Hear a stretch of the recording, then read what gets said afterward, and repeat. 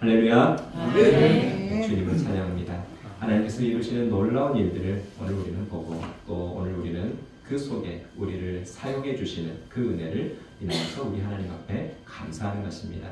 성도의 영광이 무엇이에요? 성도의 기쁨이 무엇입니까? 하나님의 쓰임 가운데 쓰이는 것이 아니겠습니까? 하나님께서 주시는 복도 중요하지만 그래서 하나님 앞에서 세상의 사람들보다 좀 뭔가 뛰어난 것 같고 아름답고 하는 것 그런데 그건 우리 이제 오늘 우리가 한 단계 넘어서는 성령 안에서 이제 우리가 주시는 그 기쁨을 추구해야 하는데 그 기쁨은 무엇이냐면 오늘 우리가 주님의 뜻에 따라 쓰임 받는 거예요.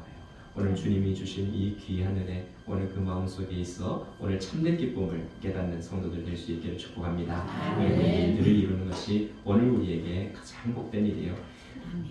끝에 가서 웃는 것이 정말 웃는 것이죠. 어제 화장실에서 이렇게 갔는데 화장실에 이렇게 좋은 글귀들이 있잖아요. 거기 보니까 끝에 웃는 사람이 진짜 웃는 것이다 라고 하는 것을 보았어요.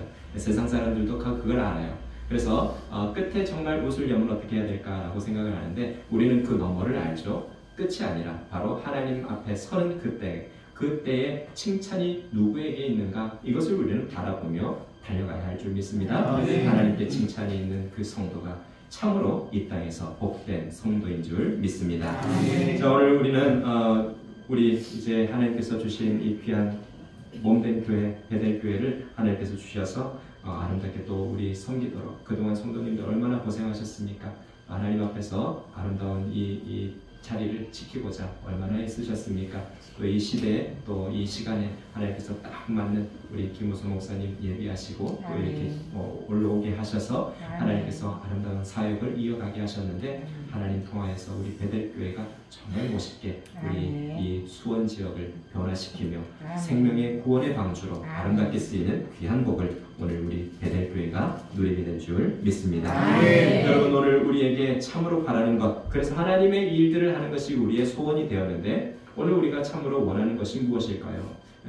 이전에는 하나님께서 나에게 신기한 능력을 주셨으면 좋겠어. 그래서 내가 어떤 스펙을 가지고 뭔가 열심히 하고 그래서 하나님께 영광을 돌리고 싶었는데 가만히 알고 보니까 나는 아무것도 아니더라고요. 나는 아무것도 아니야. 내가 할 수 있는 게 아무것도 없어. 내가 했다고 하지만 그게 오히려 하나님께 영광이 되지 않는 일들이 더 많은 걸 보면서 가슴이 아프더라고요. 하나님, 제가 잘했다라고 생각했는데 결국엔 하나님 앞에서 그것이 정말 안 된 일이었고 하나님께서 기뻐하실 수 없는 일들이었다는 것을 보게 되니까 제 마음이 너무나 아팠어요.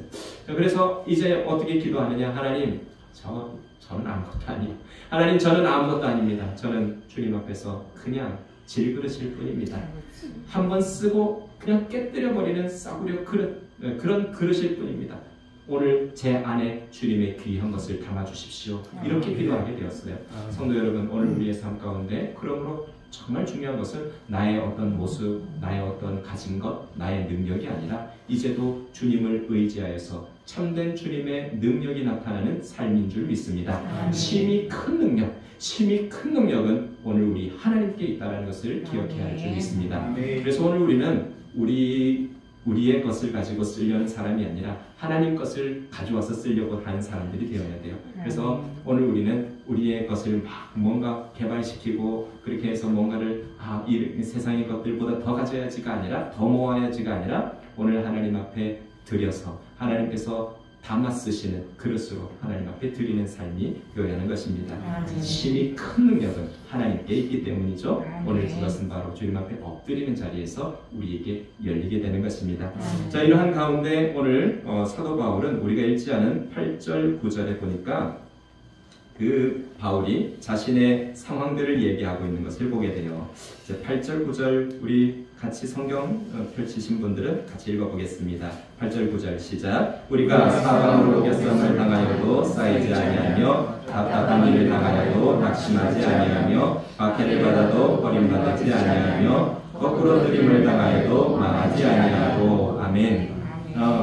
이 보니까 사도 바울이 지금 자신이 질그릇으로 살아가는 삶의 4가지를 이야기하고 있어요. 어떤 질그릇의 삶인가? 그 질그릇의 삶의 4가지에 있는 일들, 사방으로 우겨쌈을 당해요. 사방으로 우겨쌈을 당한다. 어떤 것일까요, 여러분?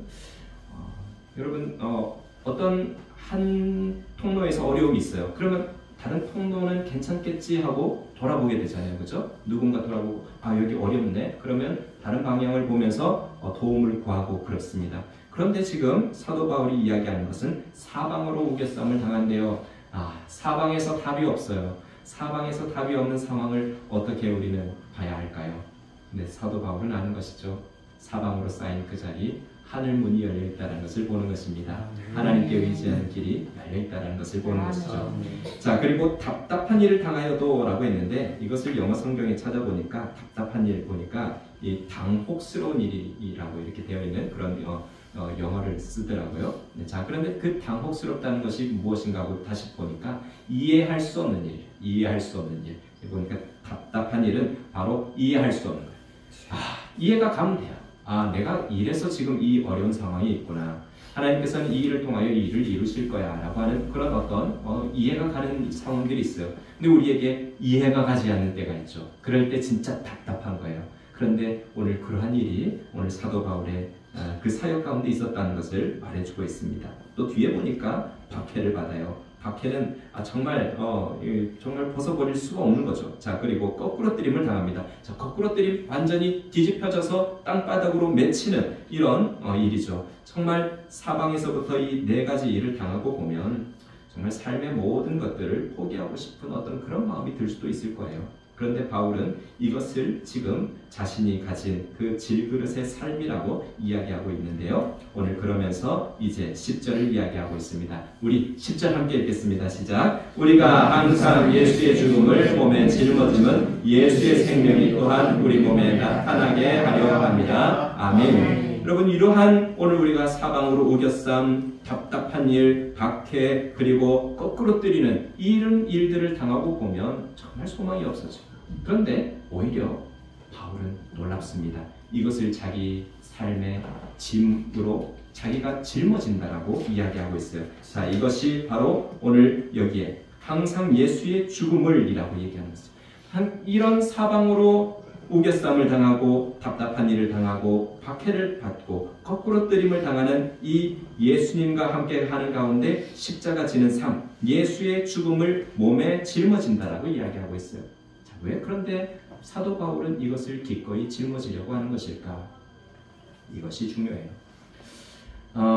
사실 우리 김우수 목사님 제가 이제 한 2달 됐나요? 이제 이런 베델교회로 오시게 된다라고 하는 이야기와 함께 또 그런 과정을 이렇게 쭉 옆에서 지켜보면서 여기 이제 저희가 함께 예배드리는 자리에 오기까지 한 2개월 이상이 이렇게 좀 진행이 됐던 것 같습니다.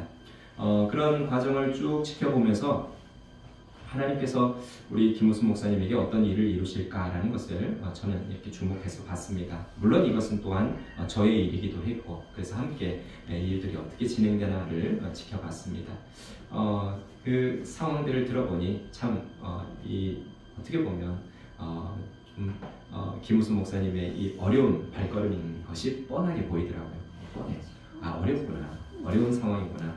그래서 목사님 좀 더 우리 교회에 좀 있어요. 우리 교회 이제 좀 우리가 조금 이렇게 함께 일어서려고 하니까 우리 좀 더 있어요, 목사님.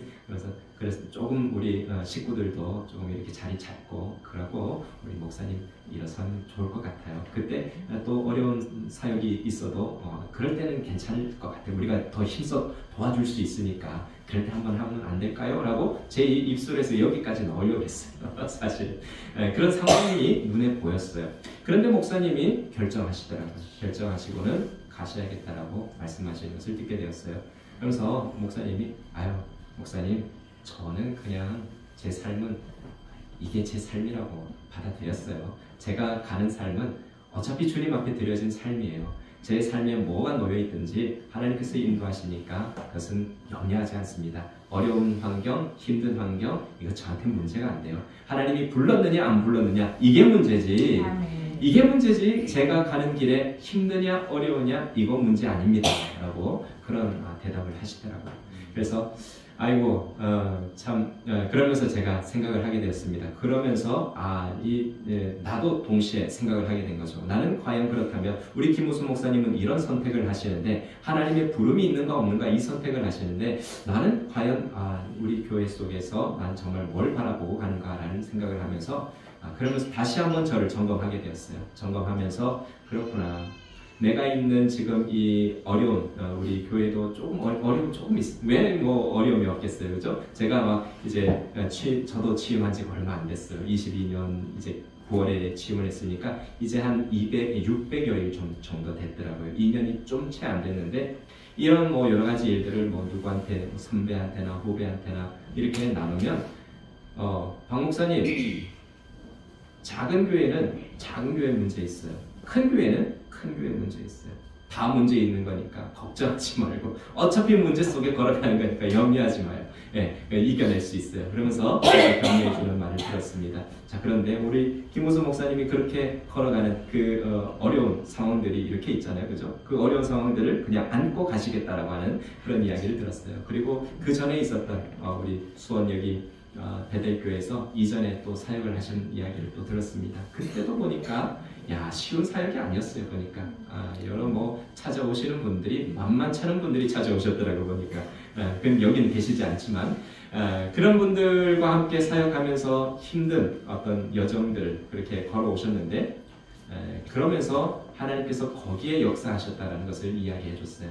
하나님께서 그 어려운 길이었지만 거기에서 역사하셨다. 자, 그런데요 오늘 사도 바울이 지금 당하고 있는 이 모든 네 가지의 일, 그래서 이 예수님의 죽음을 몸에 짊어지고 있다라고 이야기하고 있는데 이 예수님의 죽음을 몸에 짊어지는 이유가 있더라고요. 벗어버리고 싶잖아요, 그죠? 벗어버리고 싶어요. 벗어버리고 싶은데 이걸 꼭 짊어지고 이게 내 사명이다라고 하고 그 예수님의 죽음을 몸에 짊어지는 이유가 세 가지가 있다는 것을 보게 되었습니다. 첫 번째, 오늘 우리가 읽은 말씀대로 예수님의 생명이 또한 우리 몸에 나타나게 하려 함이라. 아멘. 오늘 예수님의 생명은 어디에서 나타나는가? 예수님의 죽음과 연합되는 자리에서 나타난다라고 우리에게 말씀하고 있습니다. 예수님의 죽음을 짊어지면 예수님의 생명이 나타나는 것입니다. 오늘 주님 앞에서 이 고난의 길이지만 그러나 예수님과 함께하는 예수님의 죽음을 짊어지는 이 은혜의 자리에서 우리 김우수 목사님 통해서 오늘 우리 베델교회는 주님의 생명이 나타나는 놀라운 은혜를 주님 안에서 누리게 될 줄 믿습니다. 하나님께서 이와 같은 은혜를 우리에게 주셨어요. 예수님의 생명은 아무 곳에나 나타나는 것이 아니라 예수님의 죽음을 짊어지는 교회를 통하여 나타난다는 것을 우리에게 말씀하고 있습니다. 자, 두 번째는 무엇이냐 하면 우리 12절 말씀인데요. 우리 12절 말씀 함께 읽겠습니다. 시작. 그런즉 사망은 우리 안에서 역사하고 생명은 너희 안에서 역사하리라. 아멘. 교회를 두 가지로 나눌 수 없겠죠. 하나입니다. 한 몸입니다. 그러나 굳이 역할을 나눈다면 우리 교역자와 또 성도들로 나눌 수 있겠죠.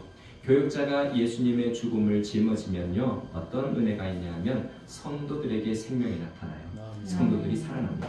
성도들이 죽은 몸을 하고 죽어있는 마음을 가지고 소망 없이 절망으로 여기 나왔다가 목사님이 죽음 짊어지고 가는 예수님의 죽음 짊어지는 그 사역을 통해서 살아나는 놀라운 은혜가 있게 되는 줄 믿습니다. 우리 김호수 목사님이 그걸 작정했어요. 하나님 앞에서 그 일을 작정하셨어요. 하나님께서 이 일을 작정하면서 우리 김우수 목사님에게 짊어주신 이 짐, 비록 우리 목사님에겐 짐이지만 오늘 우리 사랑하는 성도들에게는 생명의 역사가 나타나게 될 줄 믿습니다. 그러므로 우리 목사님 위해서 기도해 주셔야 돼요. 우리 목사님을 건강하게 해주시기를 또 하나님의 사역을 끝까지 감당할 수 있도록 기도해 주셔야 우리 성도들의 삶에는 하나님의 생명이 나타나게 되는 귀한 복을 얻게 되는 줄 믿습니다. 자, 세 번째는 우리가 읽지 않은 한참 뒤의 말씀인데요. 자, 이 17절의 말씀입니다. 17절 함께 읽겠습니다. 시작. 우리가 잠시 받는 환난에 경한 것이 지극히 크고 영원한 영광에 충만한 것을 우리에게 이루게 함이니. 아멘. 여러분, 이 땅에서는 잠시예요. 아무리 예수님의 죽음이 우리에게 무겁고 힘들다 그러지만 그건 잠시 잠시요. 오늘 우리 역사를 보면 수많은 세대가 일어났다가 쓰러지고, 수많은 왕국들이 일어났다가 쓰러지고, 일어나고 다시 일어나고, 나라가 없어졌다가 사라졌다가 다시 만들어지고 다시 일어나고 하는 그 역사의 반복들이 끊임없이 이루어집니다. 오고 가는 세대가 끝이 없는 것처럼 보여집니다. 오늘 그러한 속에 오늘 한 사람의 삶은 너무나 짧아요. 그 너무나 짧은 그 인생을 우리는 객관적으로도 우리가 객관적으로 보지만 우리의 삶도 그렇게 객관적으로 볼 수 있어야 돼요. 우리 삶도 짧다라는 것을 봐야 돼요. 지금은 너무 힘들 것 같고, 아유, 내가 이렇게 살아왔는데, 아우, 내 삶에 뭐 하면서 이렇게 생각하는 그 자리. 그러나 우리는 잠시 살다 갈 뿐이라는 것을 기억해야 할 것입니다. 오늘 우리에게 잠시 살아가는 이 삶에 무엇을 해야 할까? 오늘 그 끝에서 오늘 우리에게 주실 하나님의 칭찬을 기대하며 살아가야 하는데, 그 칭찬을 기대하며 이 잠깐의 삶을 어떻게 살아야 할까? 오늘 17절은 이렇게 말합니다. 잠시 받는 환난에 경한 것이 지극히 크고 영원한 영광에 중한 것을 우리에게 이루게 함이라. 아멘. 하나님 앞에서 지극히 큰 영광에 중한 것을 이루시는 그 은혜가 어디에 있느냐? 이 잠깐 우리 이 땅에 살아가는 삶에 예수님 짊어진 그 죽음을 메고 가는 삶 가운데 있다라는 것을 우리에게 말씀하고 있습니다. 오늘 우리에게 이 예수님의 죽음을 짊어지는 삶을 우리에게 맡겨주셨습니다. 오늘 우리가 이것을 이 땅에서 잠시이지만 이것을 우리가 메고 갈 때 우리 하나님께서는 그 끝에서 말할 수 없는 그 영광, 비교할 수 없어. 이 땅의 것과는 비교할 수 없어. 이 땅의 죽음, 이 땅의 뭐 생명, 어떤 것과도 비교할 수 없는 지극히 큰 영광이 오늘 우리를 기다리고 있다는 이 사실을 우리는 기억해야 할 줄 믿습니다.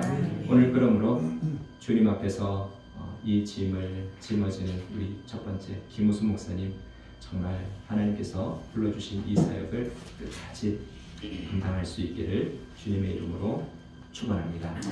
두 번째로 우리 성도들, 목사님이 짊어진 그 죽음의 짐은, 예수님의 죽음의 짐은 여러분에게 생명으로 나타납니다. 아멘. 그렇다고 예수님, 목사님 계속 그 짐 짊어지세요. 우리가 그것을 맛봤다면 함께 짊어질 수도 있어야 되는 것입니다.